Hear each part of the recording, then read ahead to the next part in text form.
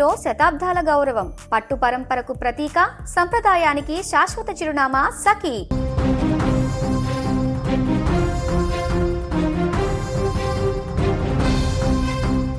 ఆ పొలంలో పత్తి విత్తనాలు నాటితే పత్తి పండుతుందో లేదో తెలియదు, కానీ కలుపు మొక్కలు తీస్తే మాత్రం ఏకంగా నిలువెత్తు కనకం బయటపడుతుంది.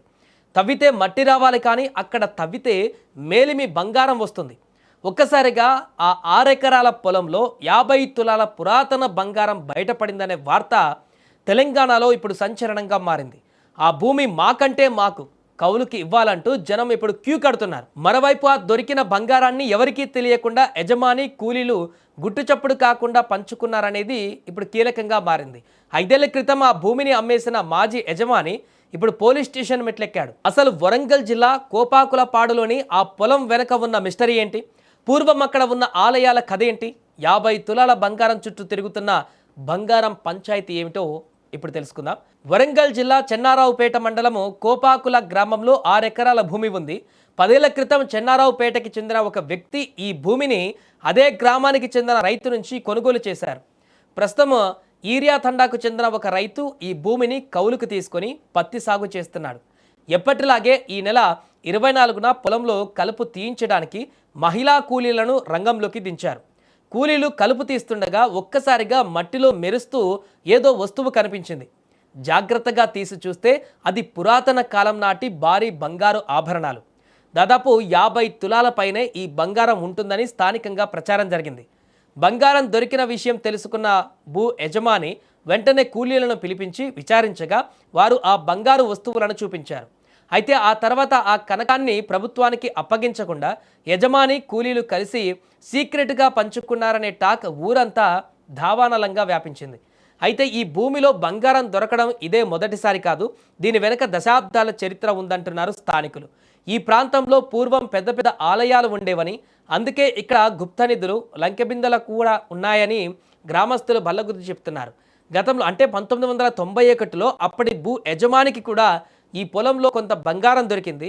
ఆ తర్వాత కొన్నేళ్లకు అదే పొలంలో జీతం ఉన్నటువంటి ఒక వ్యక్తికి కూడా భారీగా బంగారం లభించింది. అంతటితో ఆగకుండా గతంలో ఇదే ఏరియాలో తవ్వకాలలో పురాతన దేవతామూర్తుల విగ్రహాలు కూడా బయటపడ్డాయి. అందుకే ఈ భూమి అంటే చుట్టుపక్కల గ్రామాలలో విపరీతమైనటువంటి క్రేజ్. ఈ నిధుల విషయం తెలిసినప్పటి నుంచి మీరు ఎంత రేటు చెప్తే అంత ఇస్తాం, ఆ 6 ఎకరాల భూమిని మాకే కౌలుకివ్వండి అంటూ పలువురు ఆశావాహులు యజమాని చుట్టూ తిరుగుతున్నారు. బంగారం దొరికిన ప్రచారం ఒకెత్తే అయితే ఇప్పుడు ఈ వ్యవహారం కాస్త పోలీస్ స్టేషన్కు చేరి రసవత్తరంగా మారింది. ఈ భూమిని గతంలో విక్రయించిన మాజీ యజమాని కుమారుడు చెన్నారావుపేట ఠాణాలో ఫిర్యాదు చేశారు. ఆ భూమి పూర్వం మాది, దొరికిన బంగారాన్ని అక్రమంగా పంచుకున్న వ్యక్తులపై చర్యలు తీసుకోండి, ఆ బంగారాన్ని రికవరీ చేసి మాకు అందించి న్యాయం చేయండి అని ఆయన డిమాండ్ చేస్తున్నారు. మరోవైపు భూ యజమాని కూడా దీనిపైన ఫిర్యాదు చేసినట్టుగా తెలుస్తుంది. ఈ కనక వర్షం వార్త సోషల్ మీడియాలో ఇప్పుడు వైరల్గా మారింది. దీంతో రాత్రిపూట చేతుల్లో టార్చ్ లైట్లు, తవ్వే పరికరాలు పట్టుకొని వందలాది మంది ఆ పొలం చుట్టుపక్కల రహస్యంగా సంచరిస్తున్నారు. ఎక్కడ తమకు లంకెబింద దొరుకుతుందా అని అర్ధరాత్రి అక్కడ వేట కొనసాగిస్తున్నారట. చట్ట ప్రకారం భూమిలో ఇలాంటి పురాతన నిధులు లేదా బంగారం దొరికినా అది ప్రభుత్వ ఆస్తి కిందకే వస్తుంది. ఆర్కియాలజీ శాఖకు సమాచారం అందించి దాన్ని అప్పగించాల్సి ఉంటుంది. కానీ ఇక్కడ మాత్రం దొరికిన బంగారాన్ని గుట్టుగా దాచేశారనే ఆరోపణలు వస్తున్నాయి. మరి ఈ కోపాకులపాడు గోల్డ్ మిస్టరీని పోలీసులు ఎలా ఛేదించబోతున్నారు? అసలు కూలీలకు దొరికిన ఆ 50 తులాల బంగారం ఇప్పుడు ఎక్కడుంది? నిజంగానే అక్కడ పూర్వం ఆలయాలు ఉండటం వల్లే ఇదంతా జరుగుతుందా?